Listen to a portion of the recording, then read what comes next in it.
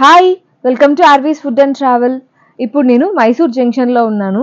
నేను ఇక్కడి నుంచి చెన్నైకి వందే భారత్ ట్రైన్లో ట్రావెల్ చేస్తున్నాను. మైసూర్లో వందే భారత్ ఆఫ్టర్నూన్ 1:05కి స్టార్ట్ అయ్యి అండ్ చెన్నై రీచ్ అయ్యేసరికి ఈవినింగ్ 7:20 అవుతుంది. మైసూర్ నుంచి చెన్నైకి చైర్ కార్ టికెట్ ప్రైస్ వచ్చేసి 1387 పడింది. ఇందులోనే ఫుడ్ ఛార్జెస్ అన్నీ ఇంక్లూడ్ అయి ఉంటాయి. ఇప్పుడే నేను ట్రైన్ ఎక్కాను.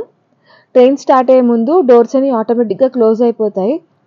ఇక్కడ రెడ్ కలర్ లైట్ బ్లింక్ అవడం కనిపిస్తుంది కదా, ఇదేంటంటే డోర్ క్లోజ్ అవ్వడానికి ఇండికేషన్ అనమాట. చూడండి ఆటోమేటిక్గా డోర్ ఎలా క్లోజ్ అయిపోయిందో. ఇప్పుడే ట్రైన్ మైసూర్ నుంచి బయలుదేరింది. వందే భారత్లో మైసూర్ నుంచి చెన్నైకి 2 స్టాప్స్ ఉంటాయి. ఒకటి బెంగళూరు, ఇంకోటి కాట్పాడి. మేము ట్రైన్ ఎక్కిన ఒక 10-15 మినిట్స్కి మాకు లంచ్ సర్వ్ చేశారు. లంచ్లో ఏమి ఇచ్చారంటే chapati, paneer curry, potato fry, sambar, rice and curd, ice cream కూడా సర్వ్ చేశారు. ఫుడ్ టేస్ట్ అయితే చాలా బాగుంది. యాక్చువల్గా చెన్నై టు మైసూర్ వెళ్ళేటప్పుడు మేము శతాబ్దిలో ట్రావెల్ చేసాము. అందులో ఫుడ్ అయితే అసలు ఏం బాగాలేదు.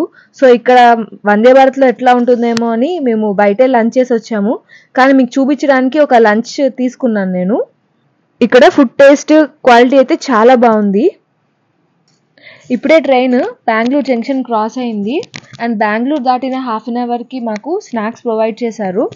ఇందులో ఏమి ఇచ్చారంటే ఒక సమోసా, ఒక chips packet and juice and masala chai కూడా ఇచ్చారు.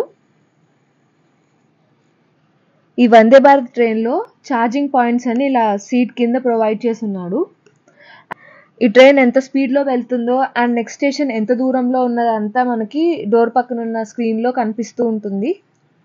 ఈ ట్రైన్లో సీటింగ్ అంతా కంఫర్టబుల్గానే ఉంది. 7:20కి చేరుకోవాల్సిన ట్రైన్ 7కే చెన్నై అవుటర్కి చేరుకుంది. సో ట్రైన్ని ఒక 10-15 మినిట్స్ ఆపేశారు.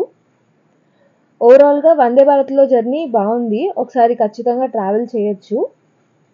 ఈ వీడియోని ఇంతటితో ముగిస్తున్నాను. మళ్ళీ ఇంకో మంచి వీడియోతో కలుద్దాం. Please subscribe. Thank you.